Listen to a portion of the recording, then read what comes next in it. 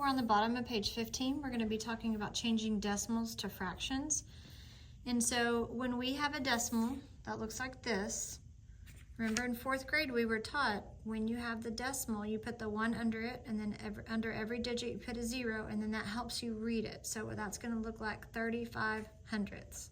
So 35 hundredths, and that's how you would write it as a fraction. This one, we did the same thing. We put the 1 under the decimal, put a 0 under the 3, and read it 3/10, and that's how we wrote it as a fraction. We'll learn review about simpling fractions later. So this one, we put our 1 under the decimal, 0, 0, 0, and that is going to be 25 thousandths. Here we have a whole number. So we're going to put the 1 under the decimal, line it up, and we're going to have 1 and 75 hundredths. And then here we have negative 21 hundredths. So we'd say negative 21 hundredths. So let's look at page 18. So on page 18, we are going to review a little bit of Madpoppet. So if you remember, M is for multiply, A is for add, and D is for keep the denominator, that bottom number in the fraction.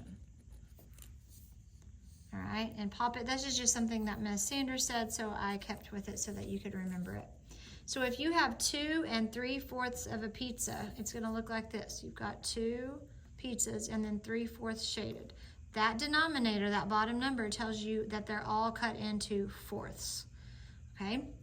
So if we were to count the pieces, 1, 2, 3, 4, 5, 6, 7, 8, 9, 10, 11, that would be 11 pieces, which you would write 11/4. So how you get from a mixed number to an improper fraction is that shortcut is to Madpoppet instead of having to draw it out each time.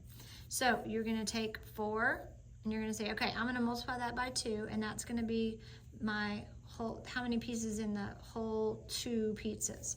So 4 times 2 is 8, and then I'm going to add these extra 3 pieces here. So 8 plus 3 is 11, and then you're going to keep your denominator. So 11/4 is the same amount of pizza as 2 3/4. So let's do it on this one. So 8, you have pizzas cut into eighths, and you have 2 whole pizzas.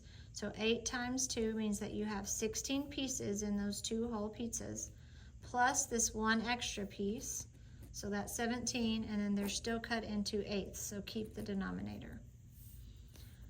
So when we multiply fractions and divide fractions, this is going to be your first step because we only really know one way to multiply and divide fractions, and it's a lot easier when you have an improper fraction instead of a mixed number.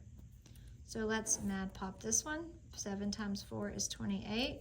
28 plus 4 is going to be 32. Keep your denominator. So 32/7 is the same as 4 4/7. They're equivalent. So then you're going to do this. 6 times 6 is 36. 36 plus 5 is going to be 41. Keep your denominator. So 41/6 is the same or equivalent to 6 5/6.